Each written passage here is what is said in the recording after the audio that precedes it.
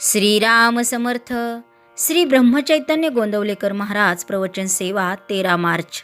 सद्गुरू श्री ब्रह्मचैतन्य गोंदवलेकर महाराज आम्हा सर्वांना सांगतात की परमात्म्यावर पूर्ण निष्ठा पाहिजे. आईकरता रडत असलेले मूल आईला भेटल्याशिवाय रडणे थांबवत नाही, त्याप्रमाणे समाधानाकरिता आनंदाकरिता धडपडणारा आपला जीव परमेश्वर प्राप्त झाल्याशिवाय शांत राहू शकत नाही. म्हणून प्रपंचाची काळजी न करता परमेश्वराची प्राप्ती कशी होईल याची काळजी करा. भगवंतावर संपूर्णपणे निष्ठा ठेवल्याशिवाय आपली प्रपंचाची काळजी दूर होणार नाही. सर्व जगताचा जो पालन करता तो आपले पालन नाही का करणार. म्हणूनच संत तुकाराम महाराज म्हणतात की सकल जीवांचा करी तो सांभाळू, तुझं मोकलील ऐसे नाही. प्रत्येक गोष्ट त्याच्याच सत्तेने होते हे लक्षात ठेवा, मग प्रपंच कधीही बाधक होणार नाही. एक भगवंतावरची निष्ठा मात्र शेवटच्या श्वासापर्यंत सांभाळा. आपण पुराणात वाचलेच आहे की भीष्माने पांडवांना मारण्याची प्रतिज्ञा केली. भीष्म प्रतिज्ञाच होती ती, मग ती खोटी कशी होईल सांगा. सर्व पांडव चिंताग्रस्त झाले, पण द्रौपदीची निष्ठा मात्र जबरदस्त होती. ती म्हणाली, आपण श्रीकृष्णांना विचारू. तिने सर्व वृत्तांत त्याला कथन केला. श्रीकृष्ण म्हणाला, भीष्माची प्रतिज्ञा खोटी कशी होईल, तरी आपण एक प्रयत्न करून बघू. तो म्हणाला, द्रौपदी, तू आता असे कर, रात्री भीष्माचार्यांच्या आश्रमात जा. तिथे फक्त संन्यासांना आणि स्त्रियांना मुभा आहे. मी तुझ्याबरोबर आश्रमापर्यंत येतो. त्यानंतर श्रीकृष्ण द्रौपदीला घेऊन भीष्माचार्यांच्या आश्रमापर्यंत गेले आणि बाहेरच तिचे अलंकार आणि इतर वस्तू सांभाळत बसले.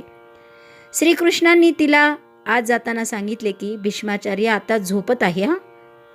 अशा वेळी तू आज जा आणि बांगड्या वाजवून नमस्कार कर. त्याप्रमाणे द्रौपदी आत गेली आणि बांगड्या वाजवून भीष्माचार्यांना तिने नमस्कार केला. त्यांनी लगेच तिला अखंड सौभाग्यवती भव म्हणून आशीर्वाद दिला. मग त्यांनी पाहिले तो द्रौपदी. तेव्हा ते म्हणाले, द्रौपदी, ही अक्कल तुझी खचित नव्हे. तुझ्याबरोबर कोण आहे ते सांग. ती म्हणाली, माझ्याबरोबर गडी आणला आहे, तो बाहेर उभा आहे. भीष्माचार्यांनी बाहेर येऊन पाहिले. त्यांनी श्रीकृष्णाला ओळखले, परंतु आता सर्व काम होऊन चुकले होते. म्हणून म्हणतो परमात्म्यावर पूर्ण निष्ठा पाहिजे. या निष्ठेच्या आड जर काही येत असेल तर तो म्हणजे आपला अभिमान. हा अभिमान सर्वांना घातक आहे. तो घालवण्यासाठी परमात्म्याला वारंवार अवतार घेणे भाग पडले. ही अभिमानाची हरळी नाहीसी व्हायला भगवंताच्या नामासारखा दुसरा उपाय नाही. नामावर प्रल्हादाने जशी निष्ठा ठेवली तशी ठेवावी. त्याने नाम श्रद्धेने घेतले आणि निर्विषय होण्याकरिता घेतले. आपण ते विषयासाठी घेऊ नये. नामापुरते दुसरे सत्य नाही हेच समजावे, कारण नामच एकमात्र सत्य आहे. याच जन्मात हे नाम शांतीचा आणि समाधानाचा ठेवा नक्कीच मिळवून देईल. आजचे बोधवचन. नामस्मरणात स्त्री पुरुष श्रीमंत गरीब हे भेद नाहीत, फक्त ते श्रद्धेने आणि जरूर घ्यावे. जानकी जीवन स्मरण. जय जय राम.